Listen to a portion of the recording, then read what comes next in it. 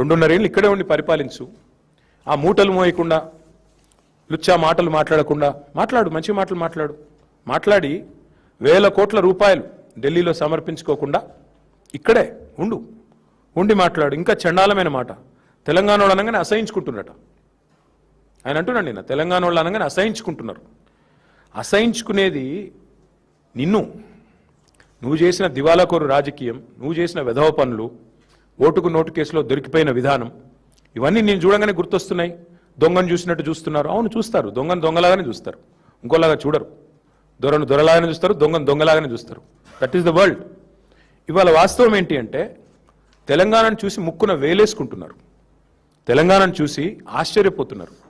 కేంద్రం సహకరించకపోయినా, ఎట్లా తెలంగాణ వాళ్ళు ఒక జాతీయ ప్రాజెక్ట్ ఇవ్వకపోయినా ఇంత సాగు విస్తీర్ణం ఎట్లా పెరిగింది, ఇన్ని పంటలు ఎట్లా అద్భుతంగా పండిస్తున్నారు తెలంగాణ రైతులు, ఏం మ్యాజిక్ చేసింది తెలంగాణ. పీయూష్ గోయల్ మాటలు చెప్పాలంటే క్యా చమత్కార్ కరే బై తుమ్ లోగ్ అన్నాడు.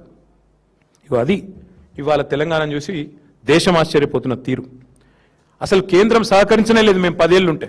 కానీ ఒక నేషనల్ ప్రాజెక్ట్ స్టేటస్ ఇవ్వకపోయినా, అవతల వేరే రాష్ట్రాల్లో దశాబ్దాలుగా ప్రాజెక్టులు ఇంకా ములుగుతూ నడుస్తున్నా, ఇక్కడ 4 ఏళ్లలోనే ప్రపంచంలోనే అతిపెద్ద లిఫ్ట్ ఇరిగేషన్ ప్రాజెక్ట్ కట్టింది తెలంగాణ. అది చూసి ఆశ్చర్యపోతున్నారు దేశం అంతా. నిన్నగాక మొన్న కదా మేఘాలయ ముఖ్యమంత్రి వచ్చి కమాండ్ కంట్రోల్ సెంటర్ చూసి, ఎంత అద్భుతంగా ఉంది ఇది, నాకు స్వయంగా ఫోన్ చేసిండు. కాన్రాడ్ సాంగ్మా నాకు మిత్రుడు కాబట్టి ఫోన్ చేసి, మరి ఏం అద్భుతంగా కట్టినారా కేసీఆర్ గారి విజను, మీరు గవర్నమెంట్లో లేకపోవచ్చు కానీ మీ పరిపాలన ఫలితాలు ఇంకా కనబడతానే ఉన్నాయి, అద్భుతంగా ఉందని చెప్పి మరి ఇవాళ కాన్రాడ్ సాంగ్మా లాంటి నాయకులు మాట్లాడుతున్నారు.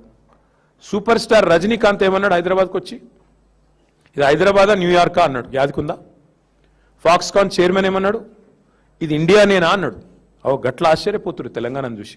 నీలాంటి సన్నాసికి అర్థం కాకపోవచ్చు తెలంగాణ గొప్పతనం కానీ, తెలంగాణ యొక్క ఎదుగుదల కానీ నీకు జీర్ణం కాకపోవచ్చు. నీ అజీర్తి వల్ల వచ్చిన ఇబ్బందుల్లో నువ్వు మాట్లాడుతుండొచ్చు. కానీ ఒకటి వాస్తవం, 10 ఏళ్లలో కేసీఆర్ ఒక సింహంలాగా పరిపాలించి నా రాష్ట్రం, నా సొంత రాష్ట్రం, నేను పోరాడి తెచ్చిన రాష్ట్రం అన్న దాంతో పట్టుదలతో, ప్రేమతో, దార్శనికతతో కష్టపడి పనిచేసి అందరిని ఒప్పించి మెప్పించి నిర్మాణాలు చేసిండు కేసీఆర్. నీ వల్ల, నీకున్న ప్రాబ్లం వల్ల సహజంగా నిన్ను చూడంగానే పారిపోతారు, నిన్ను చూడంగానే అవమానిస్తారు, నిన్ను చూడంగానే ఒక దొంగ వచ్చిండ్రా అనుకుంటారు. అది నీ కర్మ, మేమేం చేయలేం దానికి. ఇవాళ తెలంగాణ వాస్తవంగా చెప్పాలి అంటే అప్పులు కాదు మేము చేసింది, ఎంత అప్పు అని వీళ్ళ దోస్తే అడిగిండు, ఎవరో కాదు. వీళ్ళ దోస్తు ఒక ఆయన ఉన్నాడు, చీకటి స్నేహితుడు, మాధవనేని రఘునందన్ రావు అని ఎంపీ, బీజేపీ ఎంపీ, చీకటి దోస్తు రేవంత్ రెడ్డి. ఆయనతో నేను అడిగిపించిండు, ఏంది అసలు అప్పులు